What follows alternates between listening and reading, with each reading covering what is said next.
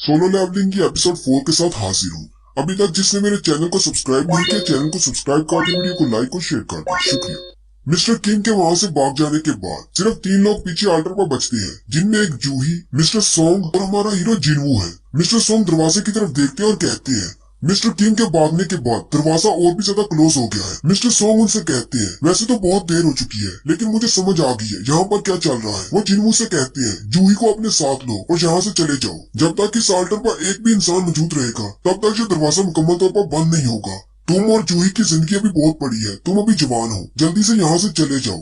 Mister song जूही से कहते हैं जिनवू की मदद करो और दोनों यहाँ से निकल जाओ। लेकिन जूही डर के मारे जमीन पर बैठी होती है और उसकी टांगे बिल्कुल भी काम नहीं कर रही होती, क्योंकि थोड़ी देर पहले उसने अपनी सारी पावर इस्तेमाल कर दी थी जिनवू को हील करने में। जूही मिस्टर सोंग से कहती है लेकिन मेरी टांगे काम नहीं कर रही, मैं चल नहीं पाऊंगी। जूही वहीं पर बैठकर रोना शुरू कर देती है। मिस्टर सोंग जूही से कहते हैं मुझे लगता है शायद तुमने अपनी माना की पावर बहुत ज्यादा इस्तेमाल कर दी, इसी वजह से अब तुम्हारी टांगे काम नहीं कर रही। जिनवू मिस्टर सोंग से कहता है आप जूही को अपने साथ लें और यहाँ से चले जाएं। वैसे भी मेरी एक टांग नहीं है, मैं चल नहीं पाऊंगा। आप जूही को उठा लें और यहाँ से बाहर चले जाएं, मैं यहीं पर रुकता हूँ। जूही चिल्लाकर जिनवू से कहती है नहीं, तुम्हारी बजाय मैं यहाँ पर रुकती हूँ। जिनवू जूही से कहता है मैंने तुमसे वादा किया था कि यहाँ से बाहर जाकर तुम्हें खाना खिलाऊंगा। साथ ही जिनवू अपना मैजिकल कोर से देते हुए कहता है तुम जाकर खाना खा लेना, मैं बाद में आकर तुम्हें ज्वाइन करूंगा। अगर मैं जिंदा वापस आ गया तो मैं तुमसे अपना मैजिकल कोर वापस ले लूंगा और खाना भी खाऊंगा। जूही रोना शुरू कर देती है। मिस्टर सोंग उसकी गर्दन में मारते हैं जिससे वो बेहोश हो जाती है और कहते हैं बच्चों वाली बातों का वक्त नहीं, और साथ ही जूही को अपने कंधे पर उठा लेते हैं। जिनवू मिस्टर सोंग से कहता है जूही का ख्याल रखना मेरे लिए। मिस्टर सोंग से कहते हैं हाँ मैं जरूर रखूंगा। फिर जिनवू वहीं पर उदास होकर बैठ जाता है, जबकि मिस्टर सोंग जूही को उठाकर वहाँ से चले जाते हैं। मिस्टर सोंग जूही को लेकर जैसे ही दरवाजे से बाहर निकलते हैं, जिनवू कहता है चलो शुक्र है बाकी सब तो यहाँ से चले गए, सिर्फ मैं ही हूँ जो यहाँ पर मरने वाला हूँ। अगर मुझे पता होता कि इस डंजन के अंदर मैं मरने वाला हूँ तो मुझे इंश्योरेंस करवा लेनी चाहिए थी। अब मेरी माँ और मेरी बहन का क्या होगा। वहीं अल्टर पर एक तलवार गिरी होती है। जिनवू उस तलवार को उठा लेता है और कहता है अब जबकि मैं मरने वाला हूँ तो मेरी कोशिश यही होगी कि मैं मरने से पहले एक मॉन्स्टर को तो अपने साथ लेकर ही जाऊँ। वो सारे स्टैचू मॉन्स्टर उसके बहुत ज्यादा करीब पहुंच जाते हैं। जिनवू का ब्लड बहने की वजह से वो बेहोश होने की कगार पर होता है और उसकी आंखें बंद हो रही होती है, जिसकी वजह से वो स्टैचू और भी ज्यादा करीब हो जाती है। जिनवू अपनी तलवार उनके सामने करता है और कहता है अटैक करो मुझ पर, मैं तुम में से एक को तो जरूर मारूंगा। लेकिन साथ ही वो स्टैचू अपने भाले से उस पर अटैक करता है और जिनवू के बाजू में अपना भाला तनसाते हुए उसे ऊपर उठा लेता है और उसे आल्टर के पत्थर पर फेंक देता है।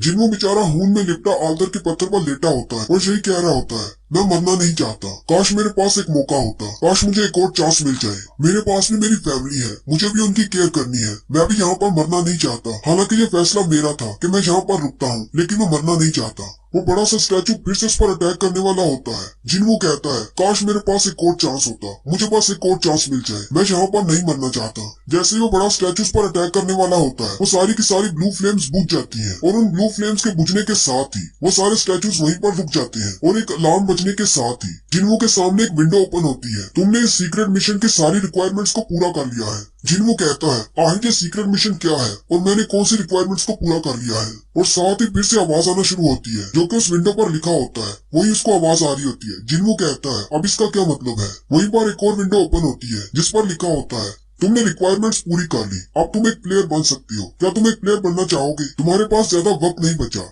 अगर तुम एक्सेप्ट नहीं करते तो 0.02 सेकंड्स के अंदर ही तुम मर जाओगे, और अगर तुम एक्सेप्ट करते हो तो तुम एक प्लेयर बन जाओगे। जिनवू कहता है अगर मैं एक्सेप्ट करता हूँ तो मुझे मरना नहीं पड़ेगा। मुझे लगता है शायद यही वो सेकंड चांस है जिसका मुझे इंतजार था। मुझे मरना नहीं है, मुझे एक्सेप्ट है, मैं प्लेयर बनना चाहूंगा। जिनवू जल्दी से एक्सेप्ट कर लेता है। उस विंडो पर लिखा जाता है वेलकम प्लेयर, और साथ ही जिनवू की बॉडी में से रोशनी निकलती है और वो सारे स्टैचू खत्म हो जाते हैं। नेक्स्ट सीन में जैसे जिनवू की आंख खुलती है, जिनवू एक हॉस्पिटल के बिस्तर पर बैठा होता है। जिनवू अपने आसपास देखता है और कहता है क्या मैं कोई सपना देख रहा था। उसी वक्त दरवाजा खुलता है और हंटर एसोसिएशन गिल्ड से 2 इंस्पेक्टर आते हैं। जिनवू उन दोनों से पूछता है तुम लोग कौन हो। वो लोग उसे कहते हैं हमें माफ कर देना, हम तुम्हें डराना नहीं चाहते थे, लेकिन हम काफी देर से तुम्हारा इंतजार कर रहे हैं कि कब तुम्हें होश आएगी। हम लोग कोरियन हंटर गिल्ड्स के इंस्पेक्टर हैं। जिनवू उनसे कहता है लेकिन इंस्पेक्टर्स मुझसे मिलने के लिए क्यों आए हैं। वो इंस्पेक्टर्स जिनवू को बताते हैं कि तुम पिछले 3 दिन से बेहोश थे। जिनवू उनसे पूछता है जूही और मिस्टर सोंग का क्या हुआ, क्या वो दोनों ठीक है। वो इंस्पेक्टर्स उसे कहते हैं हाँ वो बिल्कुल ठीक है, लेकिन मिस्टर सोंग का क्योंकि बाजू कट गया था, इसकी वजह से अब वो मुझे नहीं लगता कि वो हंटर का काम कर पाएंगे, शायद वो रिटायर हो जाए। और जूही अभी भी हॉस्पिटल में है क्योंकि उसने बहुत ज्यादा माना इस्तेमाल कर लिया था और वो ट्रॉमा से बाहर नहीं निकली। मुझे नहीं लगता कि वो दोनों दोबारा हंटर्स एसोसिएशन को ज्वाइन करना चाहेंगे। साथ ही वो इंस्पेक्टर मिस्टर किम के बारे में बताने लगते हैं। जिनवू उनसे कहता है नहीं, उनके बारे में रहने दो, मुझे उनके बारे में नहीं जानना। इंस्पेक्टर जिनवू से कहता है उस डंजन में, जो कि डबल एयर डंजन थी, वहाँ पर से जितने भी लोग जिंदा बाहर निकले उनकी टोटल तादाद 6 है। हालांकि हम सब लोग जानते हैं कि डंजन्स के अंदर मॉन्स्टर्स से बहुत ज्यादा खतरा होता है तो बहुत सारे हंटर्स मरते भी हैं, लेकिन इस तरह इकट्ठे बहुत सारे हंटर्स का एक साथ मरना बहुत ही अनोखी बात है। जब हमारे इंस्पेक्टर्स और व्हाइट टाइगर गिल्ड के लोग वहाँ पर पहुंचे तब तुम अल्टर के पत्थर पर अकेले लेटे हुए थे। तुम्हारे अलावा वहाँ पर कोई भी नहीं था, कोई स्टैचू भी नहीं। वो कमरा तुम्हारे अलावा बिल्कुल खाली था, वहाँ पर कोई भी नहीं था। जिनवू उनसे कहता है लेकिन ऐसा कैसे हो सकता है? इंस्पेक्टर उसे कहते हैं हाँ, हमें भी यकीन नहीं हो रहा क्योंकि बाकियों के बयान के मुताबिक वहाँ पर स्टैचूज थे और उतनी सारी लाशें भी थी। सारे बचने वालों ने जो बयान दिया था वो सबका एक जैसा था, इसलिए हमें इस बात पर यकीन करना पड़ेगा। और तुम्हारे बारे में हमारा ये ख्याल है कि तुम्हें डबल अवेकनिंग मिली है। जिनवू उनसे कहता है डबल अवेकनिंग का क्या मतलब है? इंस्पेक्टर जिनवू से कहते हैं जब एक हंटर को उसके स्टैट्स मिलते हैं, जब वो एक हंटर बनता है, साथ ही उसका पावर लेवल बढ़ जाता है। लेकिन बाज़ दफा हमने ऐसा भी देखा है कि एक हंटर की दोबारा अवेकनिंग होती है जिससे उसकी पावर पहले से बहुत ज्यादा बढ़ जाती है। हमारे पास ऐसे बहुत सारे केसेस की मिसालें हैं, जैसे सी रैंक के हंटर्स डायरेक्टली ए रैंक पे चले गए या फिर ए रैंक वाले डबल अवेकनिंग के बाद डायरेक्टली एस रैंक पे चले गए। साथ ही वो इंस्पेक्टर अपने पास मैजिक पावर डिटेक्टर लेकर आए होते हैं जिस पर एक माना क्रिस्टल लगा होता है। वो जिनवू से कहते हैं तुम्हें बस इसके ऊपर अपना हाथ रखना है और हमें पता चल जाएगा तुम्हारे अंदर कितनी पावर है। अगर वहाँ पर वाकई में इतने ज्यादा खतरनाक मॉन्स्टर्स थे तो तुम्हारे जैसे नॉर्मल पावर वाले हंटर्स उनको हैंडल नहीं कर सकते थे। उनको हैंडल करने के लिए या तो ए रैंक के हंटर्स की जरूरत थी या फिर एस रैंक के हंटर्स की। इसलिए हम तुम्हारी पावर लेवल को जांचना चाहते हैं। हमें लगता है कि तुम्हारी डबल अवेकनिंग हुई है, तुम पहले से बहुत ज्यादा पावरफुल हो गई हो, जिसकी वजह से तुमने उन सारे स्टैचू मॉन्स्टर्स को मार दिया। जिनवू उस क्रिस्टल के ऊपर हाथ रखता है। वो इंस्पेक्टर अपने हाथ में उस मीटर को पकड़ लेता है और कहता है देखते हैं इसके पास कितनी पावर है। लेकिन वो रीडिंग देखकर बहुत ज्यादा हैरान हो जाता है और कहता है तुम तो वाकई में एक कचरा हो। हालांकि ई रैंक के हंटर्स के अंदर भी नॉर्मल पावर लेवल 70 होता है और तुम्हारा पावर लेवल तो सिर्फ 10 है। जिनवू इंस्पेक्टर से कहता है क्या हुआ, मुझे भी तो बताएं कितनी पावर है मुझमें। इंस्पेक्टर उसे कहते हैं हमें माफ कर दो, हमें शायद गलतफहमी हो गई थी, हमें लगा शायद तुम्हारी कोई डबल अवेकनिंग हुई है। साथ ही वो उसे कुछ बताए बिना वहाँ से बाहर चले जाते हैं। उन दोनों के वहाँ से जाने के बाद जिनवू कहता है इन लोगों को तो पता था कि मैं वीकेस्ट हूँ, फिर आखिर ये लोग मेरा टेस्ट करने के लिए आए ही क्यों? वहीं पर बैठे बैठे जिनवू के सामने एक और विंडो ओपन होती है जिसमें एक मैसेज के बारे में बताया जा रहा होता है कि आपके पास एक अनरीड मैसेज है। जिनवू कहता है क्या उन इंस्पेक्टर्स को ये विंडो नजर नहीं आई? क्या ये सिर्फ मुझे ही नजर आ रही है? उसी वक्त वो कंबल में से अपना पाँव निकालता है और कहता है मेरा तो पाँव भी वापस जुड़ चुका है और मेरी बॉडी पर कोई जख्म भी नहीं है। अब तो मुझे मुझ पर भी यकीन नहीं रहा, पता नहीं शायद वो एक सपना था या फिर रियलिटी। क्या मुझे उन इंस्पेक्टर्स को इस विंडो के बारे में बताना चाहिए या फिर अपने बॉडी पार्ट्स के वापस आने के बारे में? साथ ही जिनवू उस विंडो पर टच करता है लेकिन कुछ भी नहीं होता। जिनवू कहता है मुझे तो लगा था शायद ये टच स्क्रीन है। उसी वक्त उसकी बहन भी अंदर आ जाती है और उसे कहती है भाई ये तुम क्या कर रहे हो, कहीं तुम्हारे सर पर कोई चोट तो नहीं लगी?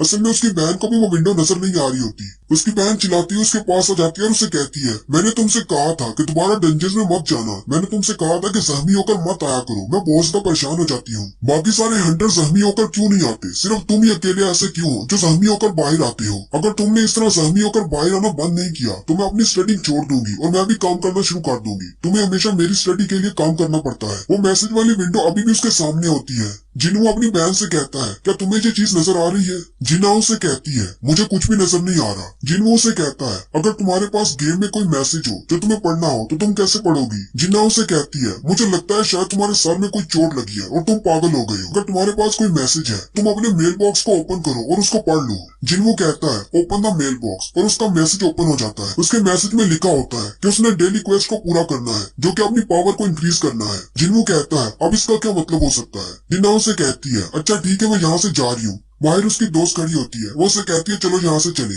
और वो दोनों हॉस्पिटल से चली जाती है। जिनवू के पास और भी बहुत सारी विंडोज ओपन होती है जिनमें लिखा होता है कि एक प्लेयर के पास ये विंडोज ओपन होती है, ये गाइड के तौर पर हंटर को ग्रो करने में मदद करेंगी, इससे हंटर पावरफुल बन सकता है। साथ ही एक वार्निंग होती है अगर प्लेयर वो सब कुछ नहीं करता जो कि उसे विंडो में बताया जाता है, यानी डेली उसे जो भी मिशन दिया जाता है अगर वो पूरा नहीं करता तो उसे पेनल्टी दी जाएगी, यानी उसे सजा मिलेगी। जिनवू कहता है मुझे तो इसकी जरा भी समझ नहीं आ रही, आखिर यहाँ पर हो क्या रहा है। साथ ही उसे याद आता है कि डंजन के अंदर जब वो बेहोश होने वाला था तब उसके सामने ऐसी एक विंडो ओपन हुई थी, तब उसने एक्सेप्ट किया था कि वो एक प्लेयर बनने वाला है। उसे फिर से एक मैसेज आता है जिसमें जिसमें लिखा होता है कि तुम्हें अपनी डेली क्वेस्ट को पूरा करना है। तो उसका डेली का पहला मिशन ये होता है कि उसे स्ट्रॉन्ग बनना है, जबकि उसके मिशन की डायरेक्शन भी उसे दी जाती है, जिसमें उसे पुशअप्स करनी होती है, चिन अप्स, पुशअप्स, स्क्वाड्स और 10 किलोमीटर की दौड़ भी लगानी होती है। और नीचे एक घड़ी होती है जहाँ पर टाइमर चल रहा होता है। जिन मुझे देखकर हंसना शुरू कर देता है और कहता है, मुझे लगता है शायद मेरे साथ कोई मजाक हो रहा है। मैं तो पहले से ही हॉस्पिटल में एक पेशेंट की तरह हूँ, मैं ये सब कुछ कैसे कर सकता हूँ। वो वहीं पर बिस्तर पर लेट जाता है और कहता है, मैं थोड़ी देर के लिए सो जाता हूँ, फिर उठकर देखता हूँ क्या करना है। लेकिन उसके मिशन का टाइम चल रहा होता है।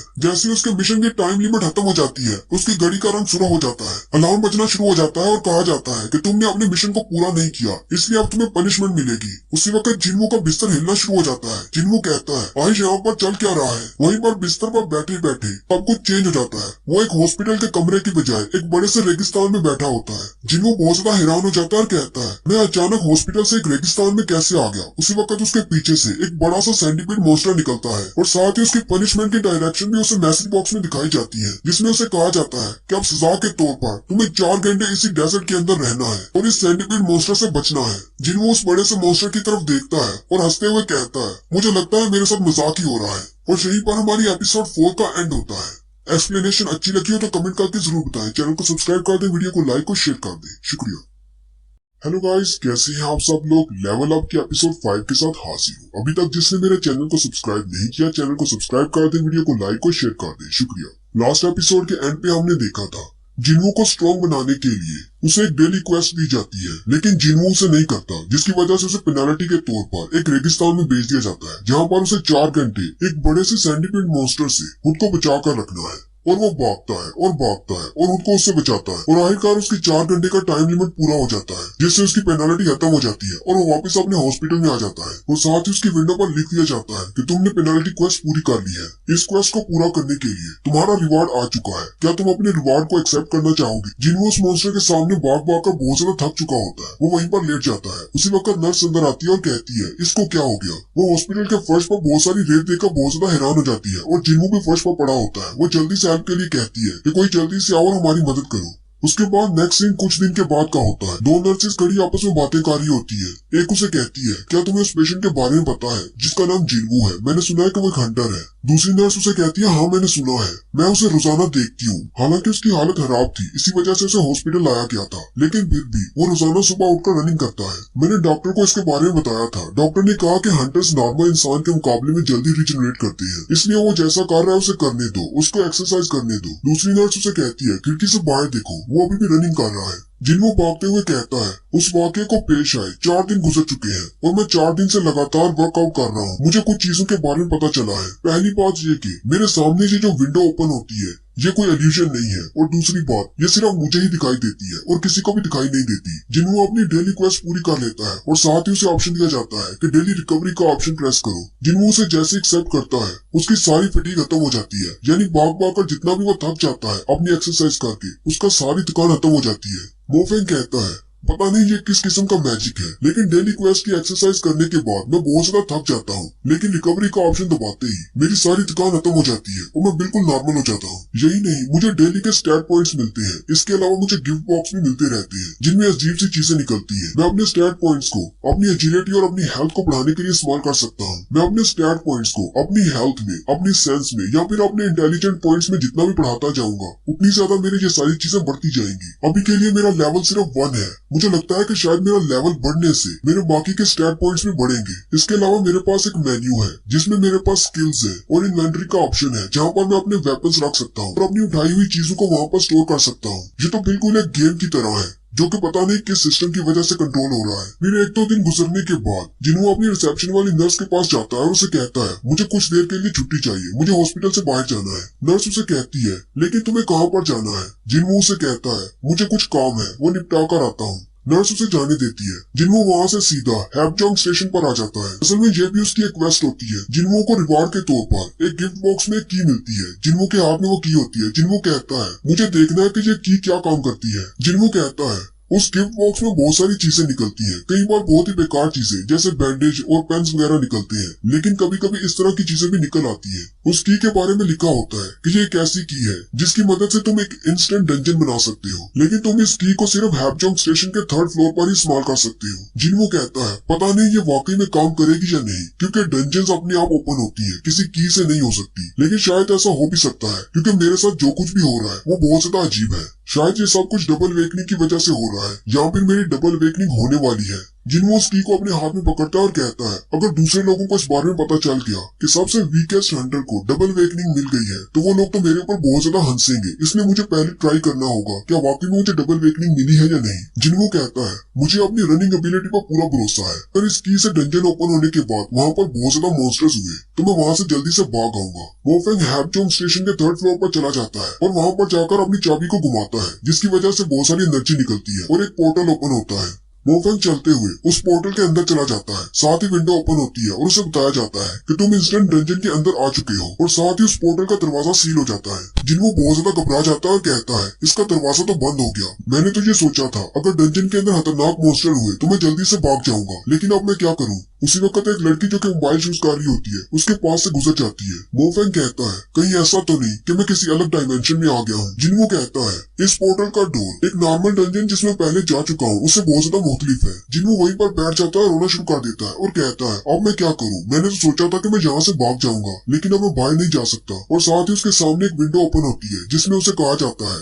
तुम इस डंजन को छोड़कर नहीं जा सकते, या तो तुम बॉस को मारो या फिर रिटर्न क्रिस्टल का इस्तेमाल करते हुए बाहर चले जाओ। अब जिन्वो के पास रिटर्न क्रिस्टल नहीं है, इसलिए जिन्वो कहता है कुछ दिन पहले तक मैं एक ई रैंक का हंटर था जो कि ई रैंक के मॉन्स्टर को भी नहीं हरा सकता था, और आज मुझे एक ऐसी डंजन में बंद कर दिया गया है जहाँ पर मुझे बॉस को हराना है, वरना मैं बाहर नहीं जा सकता। कहीं मेरे साथ फिर से कोई मजाक तो नहीं हो रहा। उसी वक्त जिन्वो को अंदर से आवाजें आना शुरू हो जाती है। जिन्वो और भी ज्यादा घबरा जाता है और कहता है क्या इस गेम को लगता है कि मैं अपनी पार्टी के बिना इस डंजन को क्लियर कर सकता हूँ? मैं तो किसी कमजोर मॉन्स्टर को भी नहीं मार सकता, मैं इस डंजन के बॉस को कैसे मारूंगा। फिर जिन्वो हिम्मत करता है और आगे उन आवाजों की तरफ चलना शुरू करता है। मोफेंग कहता है जैसे ही मैं आगे की तरफ चलता जा रहा हूँ मेरा कॉन्फिडेंस लेवल कम होता जा रहा है। जिन्वो कहता है सामने से बहुत ही स्ट्रॉन्ग स्मेल आ रही है, मुझे लगता है कि इस डंजन में बीस्ट टाइप मॉन्स्टर होंगे, और साथ ही एक बड़ा सा रेड कलर का वुल्फ निकल आता है और उस पर अटैक करता है। जिन्वो जल्दी से उसे डॉज करता है। इस मॉन्स्टर का नाम स्टील फैंग राइकन वुल्फ है। जिन्वो कहता है ई रैंक के गोब्लिन्स को भी मैं हरा नहीं सकता, ये तो फिर एक स्टील फैंग राइकन है, एक वुल्फ तो बहुत ज्यादा पावरफुल होता है, मैं इसे कैसे हराऊंगा।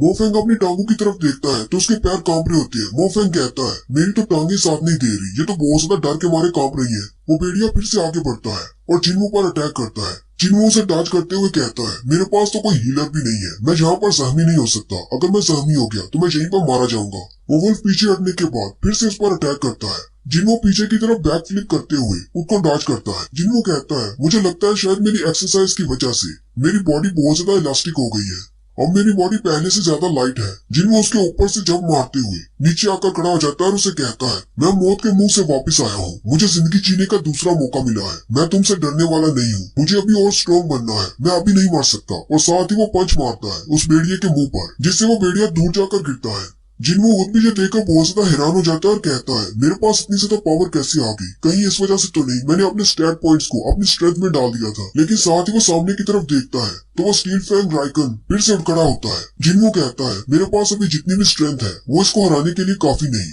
लेकिन जिन्वो पहले से थोड़ा सा कॉन्फिडेंट हो जाता है और वो फिर से उस पर पंचेस मारना शुरू करता है, लेकिन उस भेड़िए पर कुछ भी असर नहीं होता। जिन्वो कहता है चाहे मेरे पास कितनी भी फिजिकल स्ट्रेंथ क्यों ना हो, इन मॉन्स्टर्स की बॉडी पर इसका कोई असर नहीं होगा।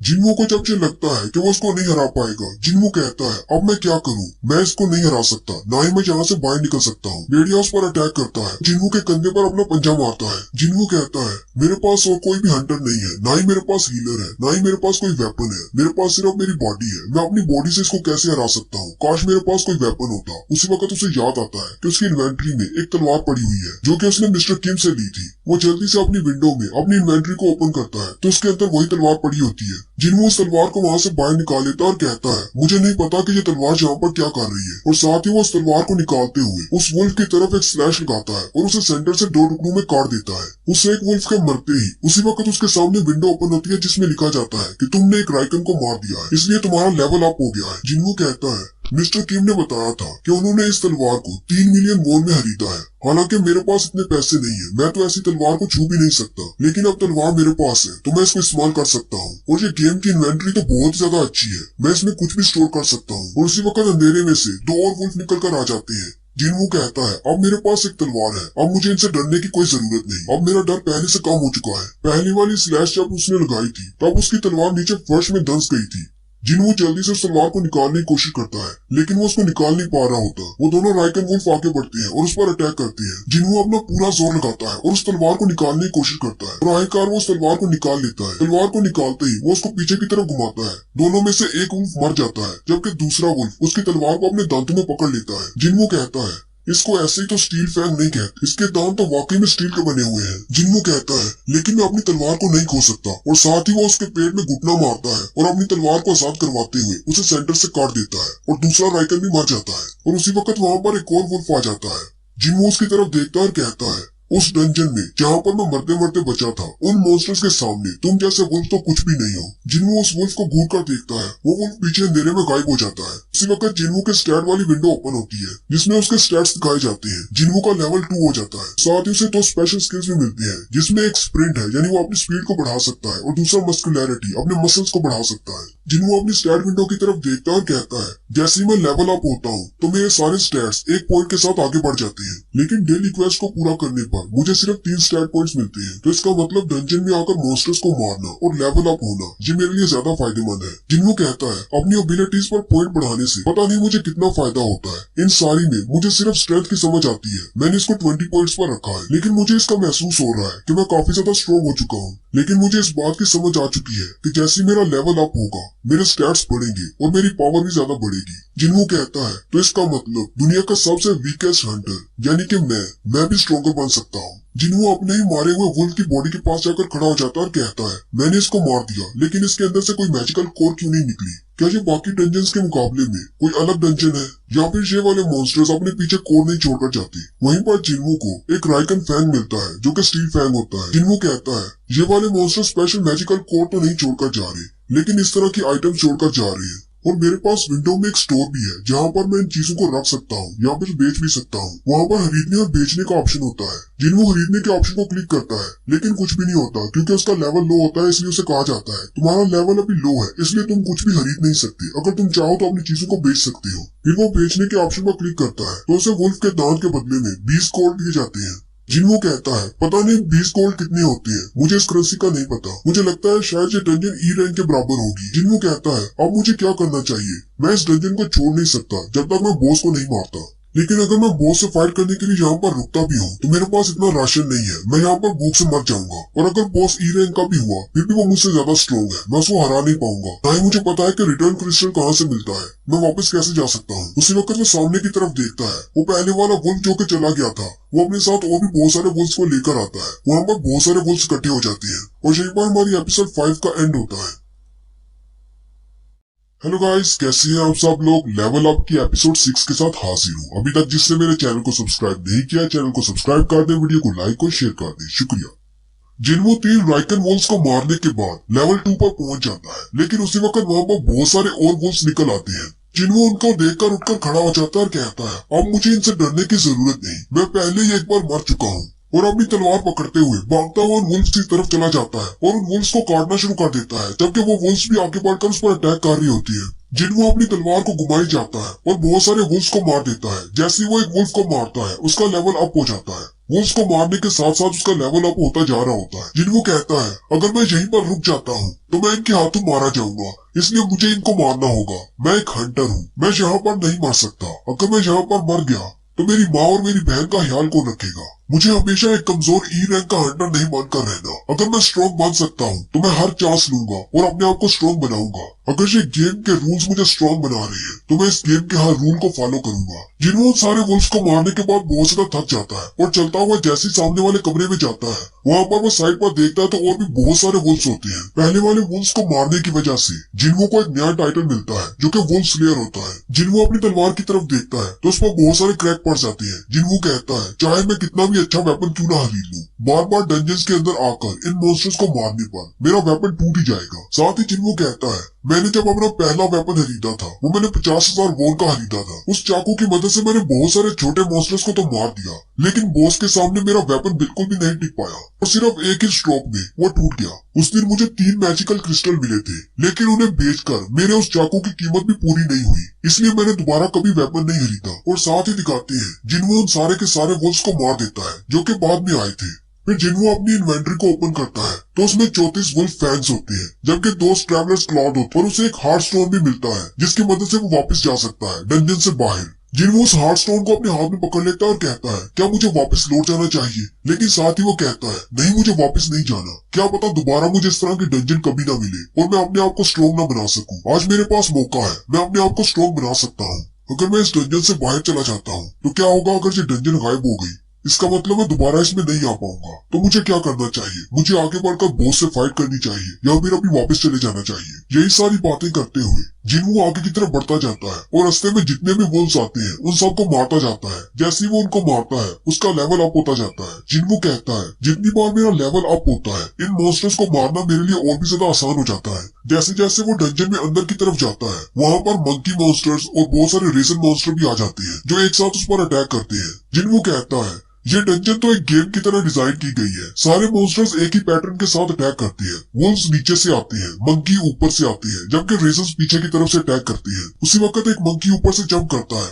जिन्वो अपनी तलवार को ऊपर की तरफ करते हुए उस मंकी मॉन्स्टर को मार देता है, जबकि एक बड़ा सा रेजन कैट उसकी तरफ पीछे से आता है और वो अपनी तलवार को पीछे की तरफ घुमाते हुए उस कैट मॉन्स्टर को भी मार देता है। लेकिन साथ ही एक वुल्फ मॉन्स्टर भी उस पर अटैक करता है, लेकिन जिन्वो उसको भी मार देता है। जिन्वो उस वुल्फ के ऊपर लिखे हुए इसके नाम की तरफ देखता है और कहता है, इनके ऊपर जो इनका नाम लिखा होता है उसका कलर इनकी स्ट्रेंथ के मुताबिक चेंज होता है। व्हाइट कलर का मतलब है वीक, ऑरेंज का मतलब है पावरफुल, जबकि रेड का मतलब है बहुत ज्यादा पावरफुल। जिन्वो कहता है, पहले जिन राइकन वुल्फ्स को मैंने हराया था वो सारे ऑरेंज कलर के थे, यानी बहुत ज्यादा स्ट्रॉन्ग थे, लेकिन अब ये व्हाइट कलर वाला आ गया है। इसे हराना तो मेरे लिए बहुत ज्यादा इजी है, लेकिन मुझे नहीं पता कि मैं अपनी स्ट्रेंथ के साथ नीचे जो मॉन्स्टर है, जो बॉस है इस डंजन का, मैं उसको हरा पाऊंगा या नहीं। जिन्वो भी सीढ़ियों के ऊपर ही खड़ा होता है और कहता है, मुझे गूज बम्स मिल रहे हैं, जैसे नीचे वाला मॉन्स्टर बहुत ज्यादा पावरफुल है, या फिर इस वजह से कि मेरी सेंसिटिविटी बहुत ज्यादा बढ़ चुकी है। साथ ही वो अपनी स्टैट्स की विंडो को ओपन करता है और कहता है, मेरा लेवल 15 पे अटक गया है, अब ये इससे ज्यादा नहीं बढ़ रहा, मुझे लगता है शायद मुझे बॉस से फाइट करनी है। साथ ही वो अपनी तलवार की तरफ देखता है और कहता है,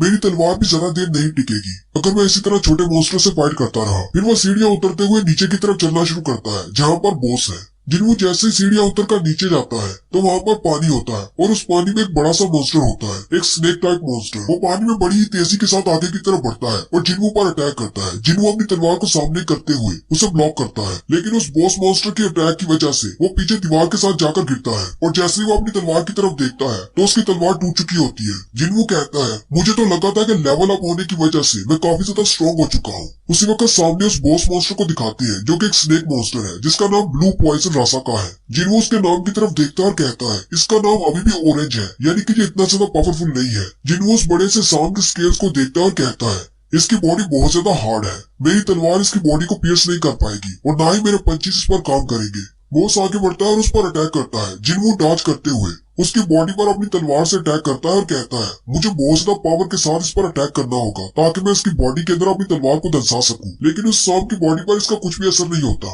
वो बड़ा सांप फिर से उसके पास से गुजरता है। जिन्वो फिर से अपनी तलवार उसकी बॉडी पर मारता है, लेकिन क्योंकि उस सांप के स्केल्स बहुत ज्यादा हार्ड है इसलिए जिन्वो की तलवार का उसकी बॉडी पर कोई भी असर नहीं होता। जिन्वो कहता है, अगर इसकी बॉडी ने मुझे डायरेक्टली हिट किया तो मैं तो मर जाऊंगा। सांप की बॉडी क्योंकि बहुत ज्यादा लंबी है वो कभी इस तरफ से घूमता हुआ उसके पास से गुजरता है, कभी दूसरी तरफ से, जिसकी वजह से जिन्वो की बॉडी के साथ लगता है, जिससे जिन्वो बहुत ज्यादा जख्मी हो जाता है। जिन्वो जमीन पर गिर जाता है और रोते हुए कहता है, मुझे लगा था कि मैं बहुत ज्यादा स्ट्रॉन्ग हो चुका हूँ, लेकिन मैं अभी बहुत ज्यादा कमजोर हूँ। लेकिन साथ ही वो फिर से अपनी टूटी हुई तलवार को उठा लेता है और कहता है, आखिर मुझे कितना ज्यादा स्ट्रॉन्ग बनना होगा ताकि मैं अपने माजी से निकल सकूं, जिसमें मुझे लोग वीकेस्ट हंटर कहते थे। आहिस्ता आहिस्ता सभी ने मुझे वीकेस्ट हंटर कहना शुरू कर दिया क्योंकि मैं वाकई में बहुत ज्यादा वीक था और मैं भी ये बात अच्छी तरह से जानता हूँ कि मैं कितना ज्यादा वीक हूँ। लेकिन उस दिन डंजन के दौरान जहाँ पर हमारा सामना स्टैचू मॉन्स्टर्स के साथ हुआ था वहाँ पर मैंने सभी के साथ अच्छा पेश आने की कोशिश की ताकि बाकी के हंटर्स जो कि स्ट्रॉन्ग हैं वो मेरी मदद कर सके। लेकिन वक्त आने पर वो सारे मुझे छोड़कर चले गए और आखिर में मुझे धोखा मिला। चाहे मैंने उन सब की जान बचाई थी, उन्होंने मेरा शुक्रिया अदा किया,